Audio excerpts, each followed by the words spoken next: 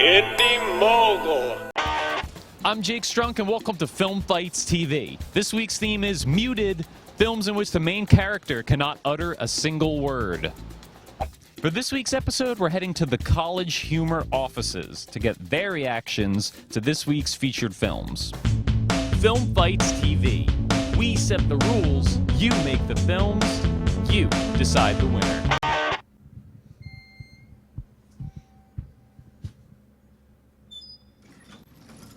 Our first film comes from Somewhat Awesome, a couple of blokes from the Outback, Australia, and it's called 1 in 10,000.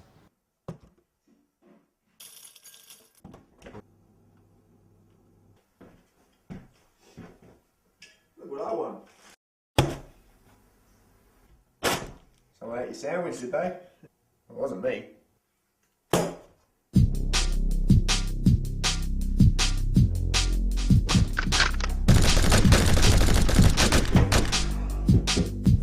Damn it, Bob, you broke my watch!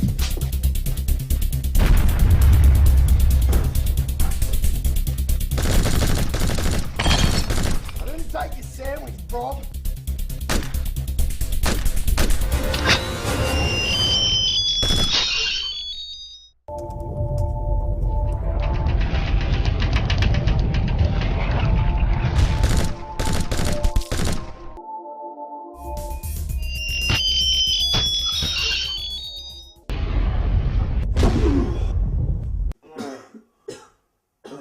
Fine, I ate your bloody sandwich. I'll make you another one.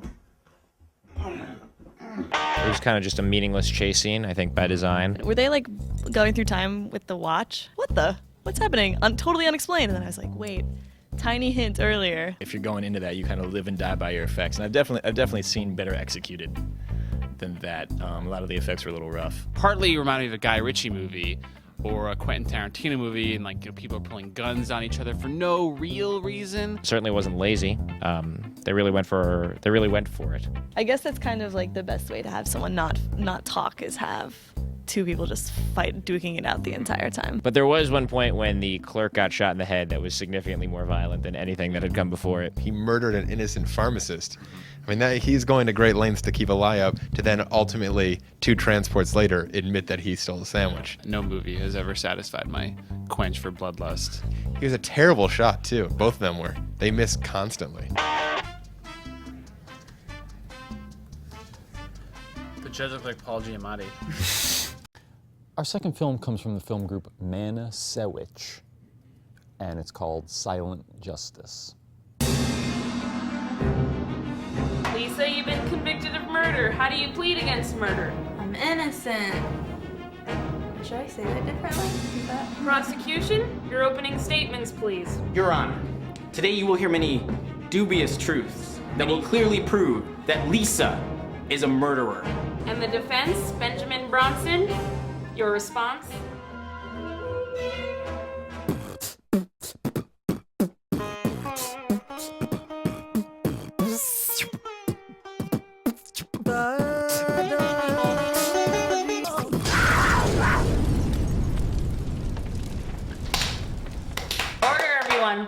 Mr. Brunson, the jury really seemed to enjoy that, and I'm going to take that into consideration when I decide who the winner is.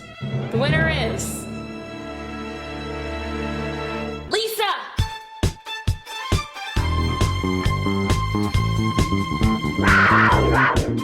After I watched that first movie, I didn't think a second one would have less story.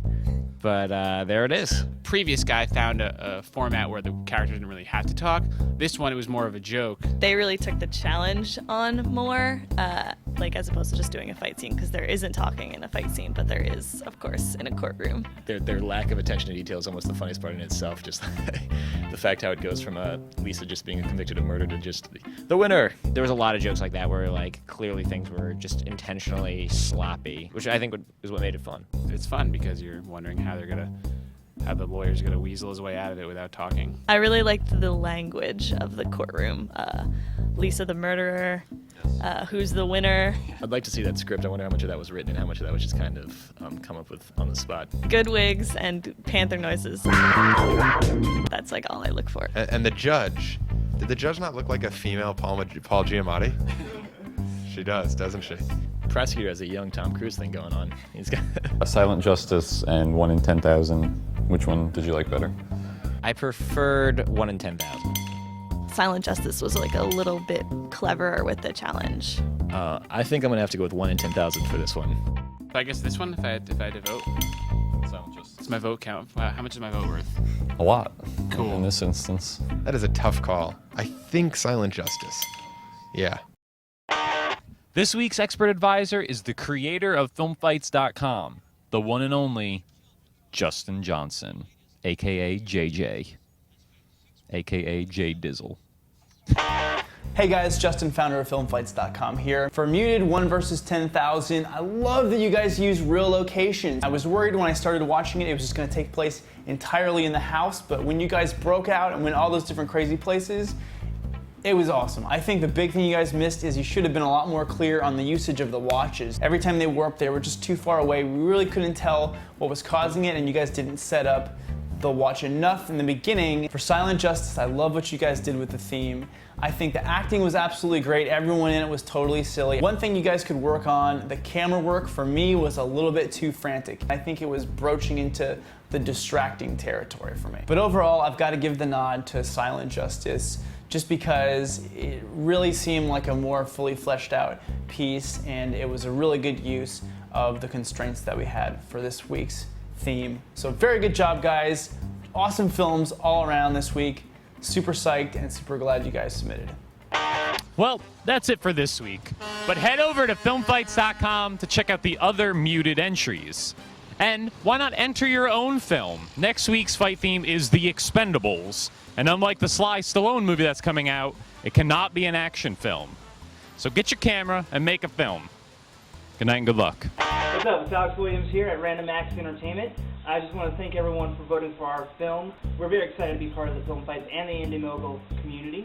And don't forget to check out our YouTube page at youtube.com/randomactsmovies. Film Fights! Hey, Sarah's back. Which one do you like? Which one do you like? Second one.